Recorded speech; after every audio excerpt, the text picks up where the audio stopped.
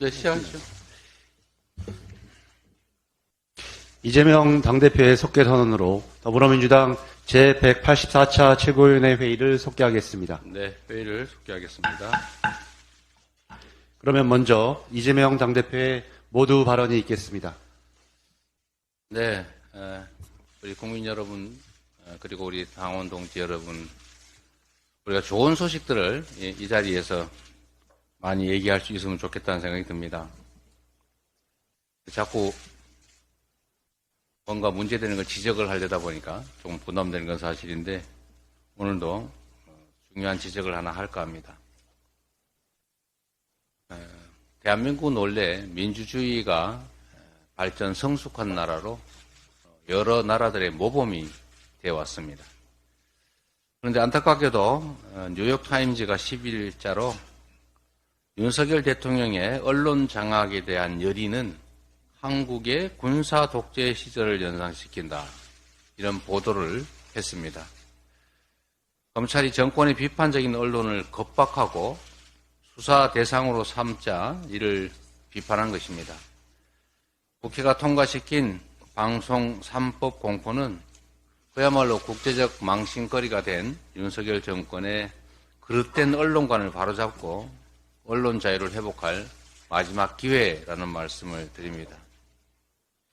국민의 매서운 심판 앞에서는 달라지겠다라고 해놓고는 뒤에서는 거부권을 행사하는 말 따로 행동 따로 이런 정치 이제 그만해야 합니다.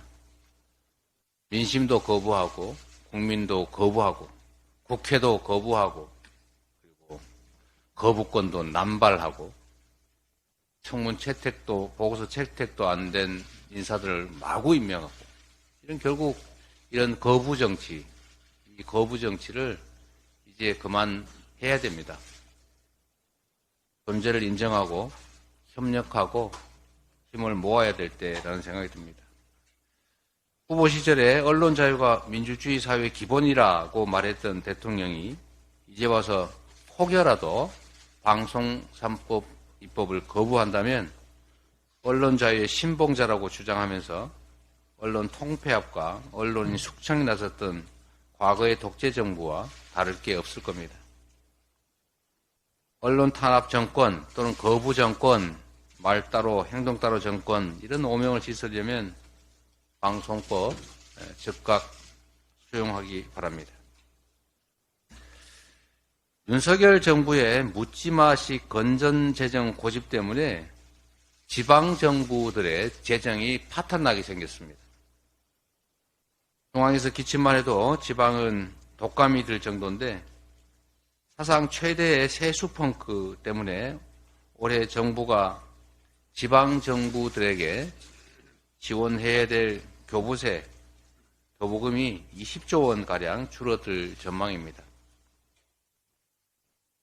전국의 243개 광역기초지방정부들의 재정 자립도가 50%인데 이 말은 결국 재정의 절반을 정부에 의존하고 있다는 뜻 아니겠습니까? 그런데도 윤석열 정부가 이 문제에 대해서 아무런 대책이 없습니다. 지방정부들은 살기 위해서 마른 수건 쥐어짜듯이 수단을 총동원하고 있습니다. 우리 국민 여러분께서 지금도 체감하고 계신 것처럼 각종 복지정책이나 모든 정책들의 실제 집행은 지방정부, 시도, 시군구에서 이루어집니다.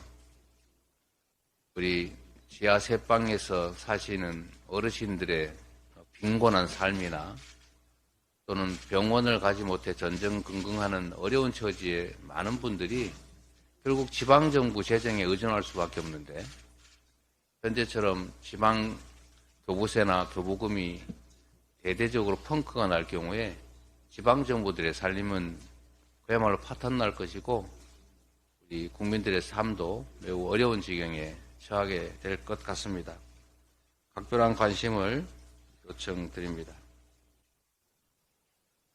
우리 민주당은 조속하게 우리 지방정부 책임자들과 회의를 열든지 해서 이 당면한 재정 문제 어려움을 해소하는 데 최선을 다하겠다는 말씀을 드립니다. 오늘은 공지 하나 하도록 하겠습니다. 민주당 인재위원회가 출범했습니다. 매우 중요한 사안이라 제가 직접 인재위원장을 맡게 됐습니다. 제가 무슨 감투를 좋아해서 그런 건 아니고요. 새로운 정치를 기대하시는 우리 국민들의 뜻을 제대로 받들도록 하겠습니다. 이 국민들이 원하는 인재를 직접 추천하시거나 아니면 자원해서 올려주시면 저희가 우리 국민의 눈높이에 맞춰서 훌륭한 인재들을 발굴하도록 하겠습니다. 당연 홈페이지 또 인재위원회의 이메일이나 우편 팩스 이런 다양한 방법으로 지원하거나 추천하실 수 있다는 말씀을 드립니다. 경제위기 극복 또 민생위기 극복 그리고 한반도의 이 불안한 정세를 안정화시키는 일 그리고 우리 국민들을 갈갈이 찢어놓고 있지만 통합을 통해서 우리의 미래를 개척하는 일 이런 일들 훌륭하게 민주당과 함께 수행해낼 많은 인재들의 추천과 자원을 기다리도록 하겠습니다. 감사합니다.